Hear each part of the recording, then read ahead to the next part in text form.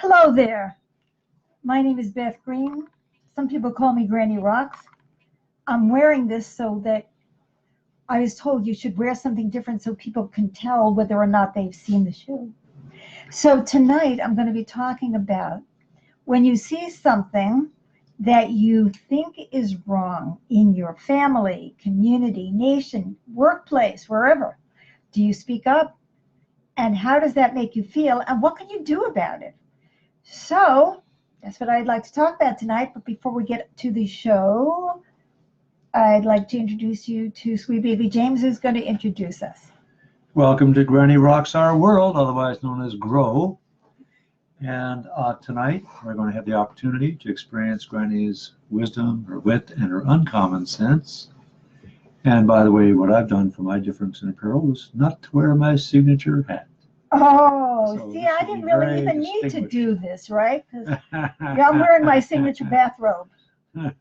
Okay. And by the way, just to remind you, we're on the air every Monday and Wednesday at 6:30 p.m. Pacific. So please stay with us and keep coming back. We'd And love Bob, to see you. we do. And Bob says, hi, Granny and James. Carol is here. Hello, Hi. Bob and Carol. Please comment if you want me to say hello. So I want to tell you something before I get into the topic. We have a growing international audience for this show, and I'm not kidding. One of our recent grows, we had 100. Oh, my scarf is pretty, Amy said, though, Granny. Okay, that's good. So we had like about 150 likes on last Friday's show or Monday or I don't know. That's right, there is no Friday. Oh, it was last Monday's show. Right, and then Wednesday, 130. And they're from all over the world, from India to Indianapolis.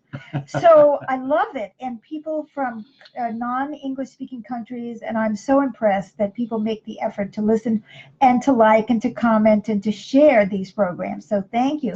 And we have Erica says hi. Hi, Erica. Helen says Richard and Helen are here. Hello, Richard and Helen. Todd says hi there. And hi to Todd. And Kate says hi with a heart. Hi. And we hi you back with a heart. Oh, and Pamela says hello. Hello, Pamela. I don't know if you've ever commented live before. I've seen your name, though. I'm so happy to have you. So, you know, this topic came up because today there was a story in the news, which many of you may have read, which is about a journalist in Moscow. His name is Ivan Golinov or something like that, right? And he was arrested on drug charges, right? And there was a big outcry because he is a journalist who really tries to expose corruption.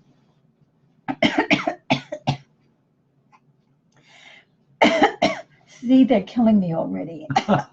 I'm just trying to speak and already I'm getting choked.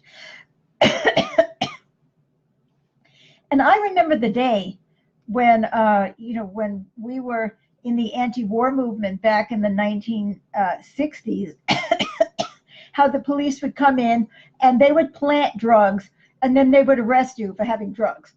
Well, see, they couldn't get away with that with me because everybody knew I didn't take drugs, so that was kind of tough.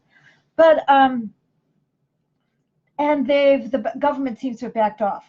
But see, I know that especially now that we have an international audience, that people live in different situations with different kinds of fears. And I would like to talk about this in the general topic, including making account for the fact that people have different situations. So now first I want to talk about the kinds of things that we might want to speak up about. Almost everywhere, if not everywhere, but almost everywhere, there's corruption in our nation's political system. There's abuse in our homes. Children are abused, or women are abused, or men are abused. There's prejudice in our communities against people of different castes and classes, and James is going to take care of that barking. Okay, and just close the door and come back. So there's brutality against prisoners. There's mindless waste in the workplace, right? And nepotism, and for those of you who aren't familiar with that word, that's about your niece or nephew gets the job, right? And then there's also people hurting themselves with drugs, alcohol, dangerous sexual behavior, and negativity. These are just some of the things that we see all the time, don't we? And what are we supposed to do about it? Are we going to speak up, or are we going to just shut up? Well, a lot of people will say today in this world, speak up, or blah, blah, blah, blah, blah, you know what I mean? And it's just one size fits all. Let's just speak up. And I like that idea, but I wanted to look at it on a slightly different level. Do we dare speak up? So before we judge one another for not speaking up in the face of our being abused or other people being abused, let's look at the kinds of consequences that people have to face. For example, for some, it's physical, like the SWAT. Children get swatted. Women especially get swatted, burned, molested, raped, killed. Social isolation is another possible consequence of speaking up. Oh, we didn't like that. So-and-so was complaining because, she didn't like the way we were treating so-and-so. And so, let's get rid of her. And, we're not going to like her. We're not going to hang out with her anymore. Or, then so there's humiliation. Are you going to be humiliated for standing up and speaking up when other people are saying, well, there's nothing wrong, that's fine? Will you lose opportunities? Opportunities for education, opportunities for advancement at work. I mean, we face this, being fired, being imprisoned, being tortured. They're all consequences that are on a spectrum of bad to worse, right? But for some people, being humiliated or ostracized, meaning, isolated from the community, that can be just as powerful a fear as being tortured or death. Not to me. I'd rather be ostracized than tortured. Let me say, I don't want to tell anybody that, because you know how to shut me up. It's just like, okay, just torture me and that's it. I give up. But anyway, there's all kinds of consequences. And how serious are those consequences? I was threatened with expulsion when I was in the fourth grade. Fourth grade. I mean, I'm not talking about high school or college. I'm talking about fourth grade of elementary school. And I was expelled from college for, political purposes, for speaking up in the society. And all of these things have had consequences, but people have much worse consequences than I ever faced. Not only in other lands, but in our own land. Well, I just want to point out that you demonstrated a lot of courage, because that college warned you that if you went to that demonstration against the bomb, that you would have dire consequences, and you went anyway. You had the courage to go anyway. Well, I did. And that was ban the bomb. So this was 1961, right? So, and some of us have children, people who are dependent on us. Oh, and Karen says, hi, you too. 3 hearts. Great topic. Thank you, Karen. We're so happy you're with us. And Elizabeth said, hello back, Elizabeth. So some of us have dependents. So you say, well, you are going to lose your job. What's that to being tortured? Well, you lose your job. You might face very, very dire consequences. You might lose your home. Your children, could end up in a car. I mean, there's a lot of things that can happen to people. So I don't want us to just say, oh, what's wrong with these people? They didn't speak up. So, and another aspect of this that I want to bring up is, if we do speak up, are we willing to be straightforward? Or are some of us kind of cute about it? It's like, oh, you're such a bully. You know what I mean? Just like, don't hit me, right? Or you make a joke about it. I do. I make jokes all the time. I don't want all my fans to leave because they're offended. So, or do we have to rev ourselves up and get really angry and say, oh, I'm going to confront this and blah, but I'm going to get self-righteous about it. I can't just say it directly. No, I have to get on a high horse. And then do I gather support for my high horse? Like, oh, do I talk to 5? I'm going to tell him. And so first I talk to this one and that one and the other one, and I get them all on my side. so that they all think I'm right. So then when I go to confront him, I'm all puffed up. Well, maybe I am right, or maybe I'm just puffing myself up. But anyway, so I want to bring up this question of how do we feel about ourselves when we don't speak up? And, do we have compassion for ourselves when it's really difficult? I mean, if I were living in an environment where women were killed for attempting to free themselves, I think that it would be a lot harder to do it than if all I had to worry about is that my mommy wouldn't like me anymore, or that I would be disinherited. I mean, I'm not saying that those things aren't critical and that they don't impact us, but I'm saying that I don't want to judge people.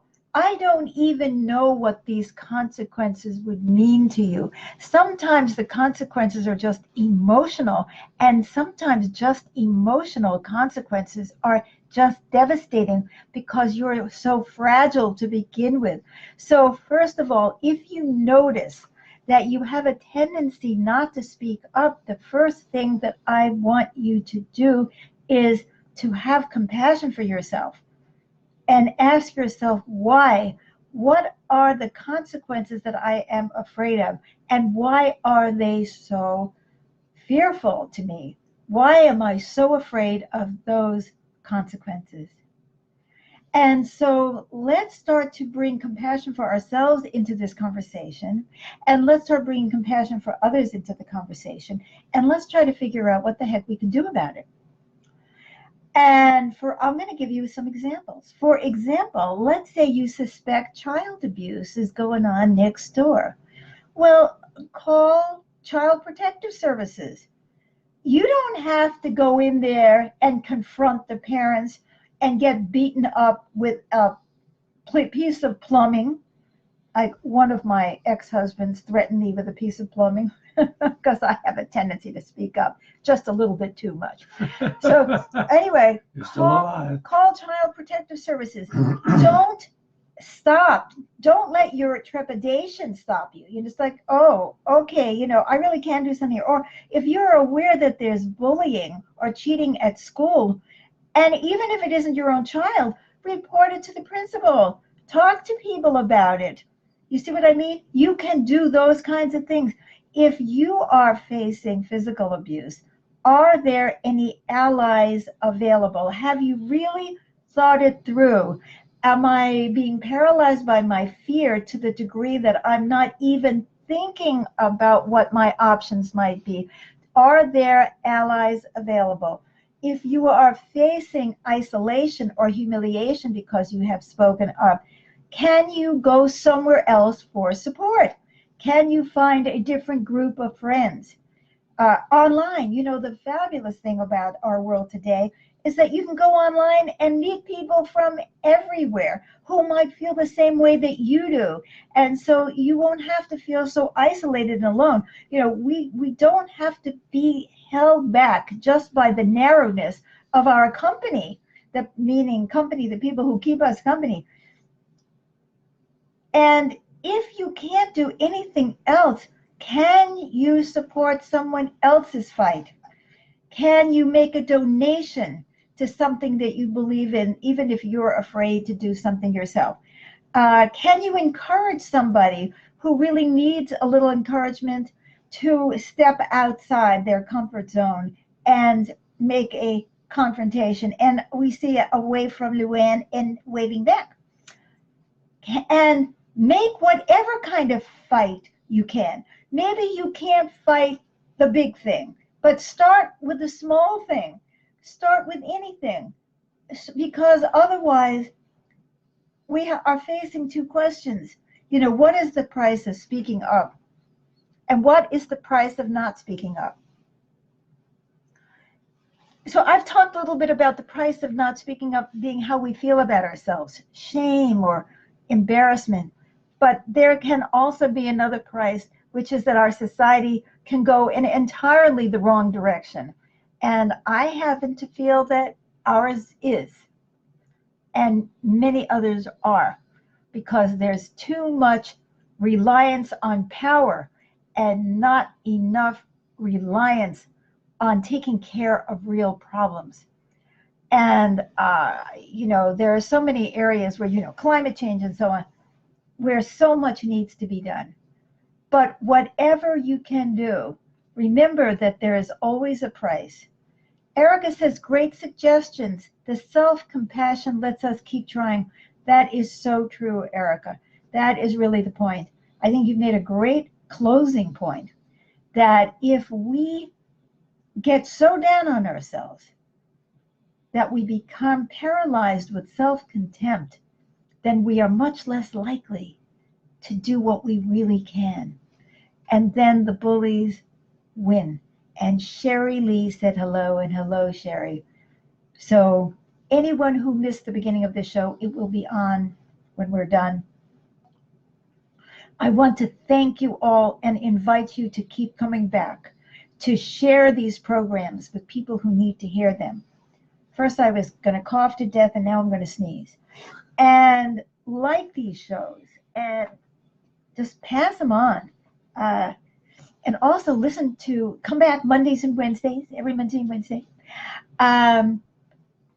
And come on to Dreams of Peace, which is our Thursday night live stream where I play the piano. And that's also going all around the world. And by the way, somebody liked this show as me. So I just want to tell you that so you can correct it.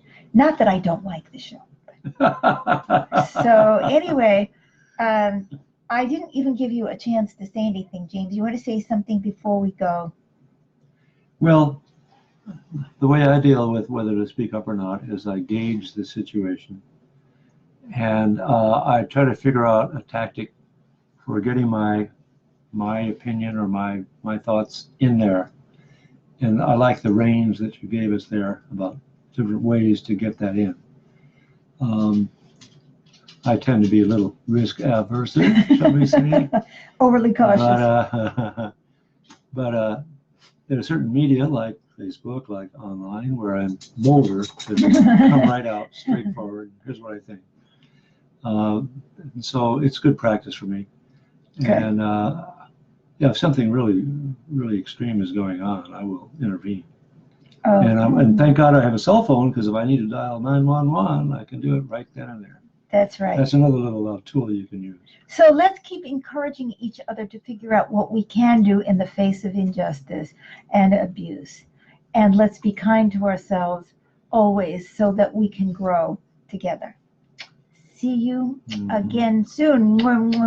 Yeah, bye for now. And goodbye to all those places around the world that are supporting this program. Thank you so much. And right here at home. Okay, bye-bye.